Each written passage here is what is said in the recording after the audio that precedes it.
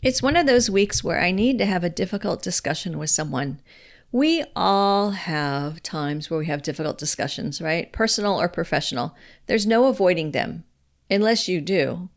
Avoid the discussion, I mean. And that might make you feel good. Just ignore the situation or the person. But does that really alleviate suffering? Hi, it's Margaret Meloni, and welcome to the Death Dhamma podcast. I'm a Buddhist practitioner out here in the world, having experienced the loss of my loved ones and knowing how much my Buddhist practice helped me on my grief journey. And now, together, we have this safe space to discuss death, dying, grief, and the Buddhist teachings that help us really understand attachment, impermanence, being compassionate, being death ready, what it means to live a life so that we can have a peaceful death. Yep, it's a big topic, and we're going to take it on together. Let's go.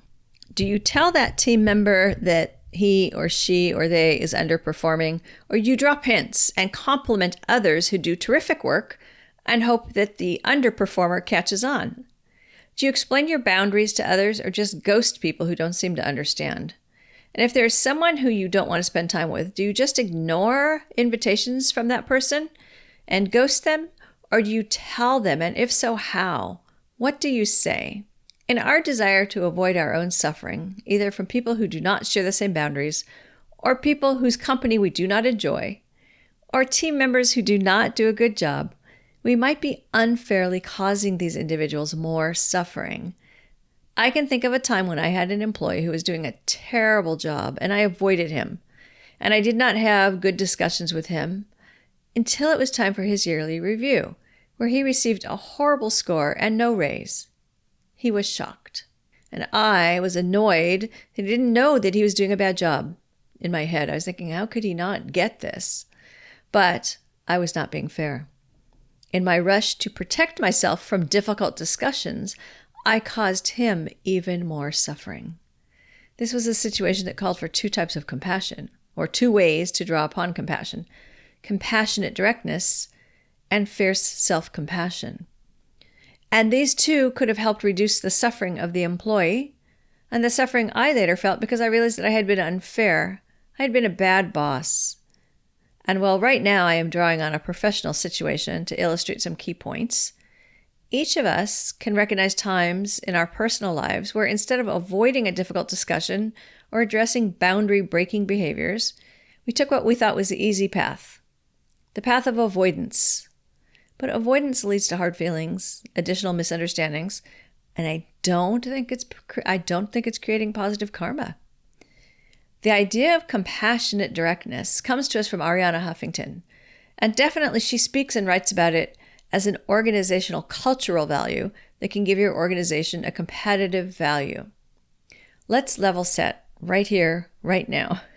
This is the Death Dhamma podcast, and this season we are talking about helping to alleviate the suffering of others. So, in that context, do we care about compassion as a workplace strategy? What we care about is helping ourselves and others gain release from suffering.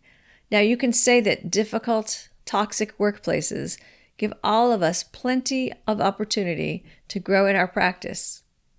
And you would be right. We also have the ability to create an environment with less stress and toxicity so that all of us can move forward. What does it mean, compassionate directness? It's really about empowering employees to speak up, to give feedback, to disagree, and to raise problems up and pain points and offer up constructive criticism. And to be able to do this immediately, continuously, and with clarity, but also we're going to balance that with some compassion, empathy, and understanding. With this as the foundation of company culture, both employees and the business can course correct, overcoming challenges, grow, evolve, achieve peak performance. I did not allow my employee the opportunity to achieve peak performance because I did not step in and give him any opportunity to course correct. So I didn't allow him to reach his highest potential and to thrive. Too many companies believe that we have to choose between being direct and being compassionate, right? Being honest and effective and being considerate and understanding. But that's because we're confusing being nice with being, compassionate and direct. So compassion and being direct, these are not mutually exclusive things. They're independent qualities. They can be nurtured and they can be brought together. So it's not that, that person you work with, that brutally direct person that doesn't believe in sugarcoating things. I'm not going to sugarcoat this. I'm just going to tell you how it is. And I expect you to just be able to deal with it. It's not sugarcoating, but it's also delivering feedback in a way that considers who is receiving it and the best way to give that feedback. So it's not that person that's very proud of their direct way to tell the truth and they just blurt things out and see how you all deal with it. It's encouraging people to share their thoughts, their concerns, and challenges they see, absolutely, but not just throwing it out there to see how everyone deals with it. Learning to communicate it in a way that it can be taken and absorbed because there's trust and caring, and then any of us are more likely to listen and to probably act upon the feedback. So feedback's got to be given and received in a constructive way. So it's got to be done with, directness, because we don't want to say things in such a confusing way that no one knows what we're talking about, but with real compassion and empathy. It's not about being soft.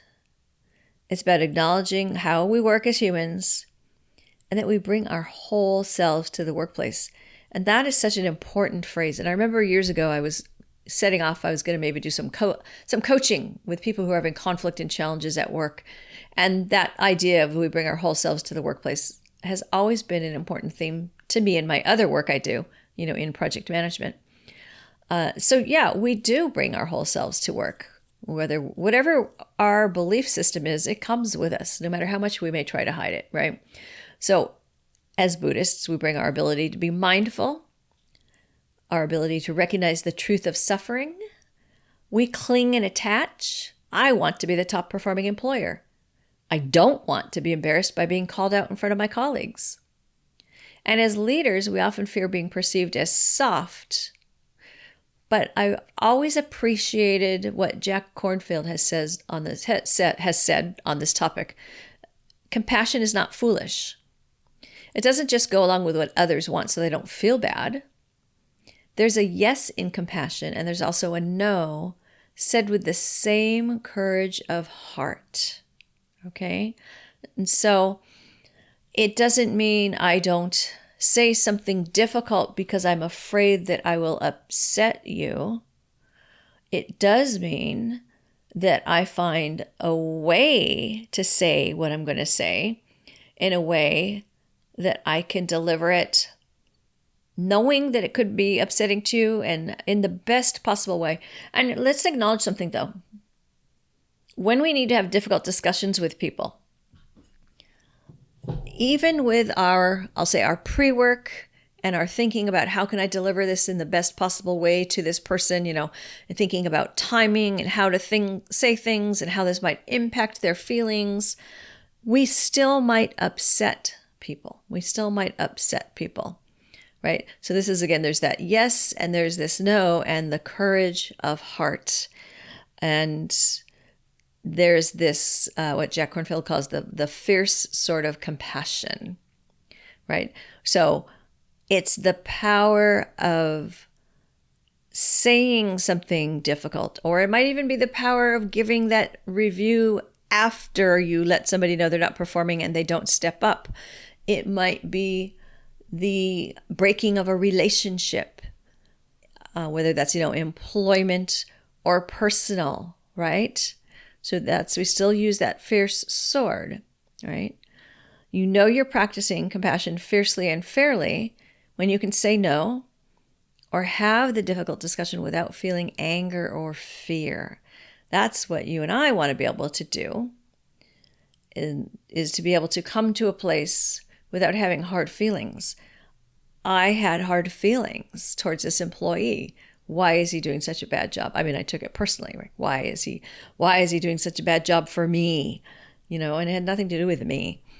it had to do with whatever was going on with his life or his, values of work, etc. But we need to be able to come to this place where if we need to sit someone down and have that difficult, or when we need to have that difficult discussion with someone, whether it's personal or professional, that we can do so without having hard feelings. Don't want to be angry at them. I don't want to be angry at them for doing a bad job, or angry at them because now I have to tell you I don't want to spend time with you anymore, or whatever it is. We want to be able to come from a place of equanimity, to be calm and be able to talk about what is happening and why. So when we've got this culture of compassionate directness in the workplace, people are going to respond. They want to have their voices heard. They want to be respected to get the honest feedback they need to reach their full potential. And so in the workplace situation, it's, I'm sharing this with you because I know that together we can be better. You can do better. I want you to be better. In a personal discussion, it might be because I want our friendship to be deeper, right? We can have a better, deeper, more trusting relationship.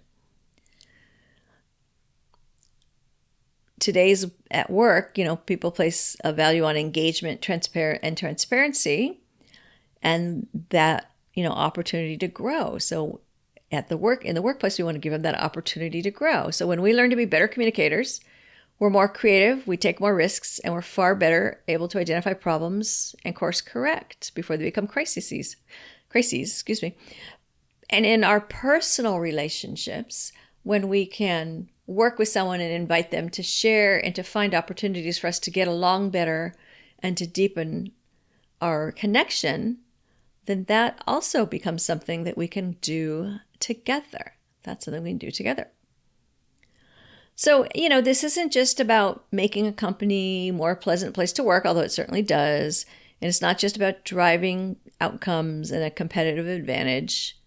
It is really about building those trustful relationships and helping people have less suffering in the workplace when we are using compassionate directness at work. It's not going to come easy, possibly. For many of us, compassionate directness doesn't come easily at first, whether it's personal or professional. That's okay. That brings us back to fierce compassion or fierce self-compassion.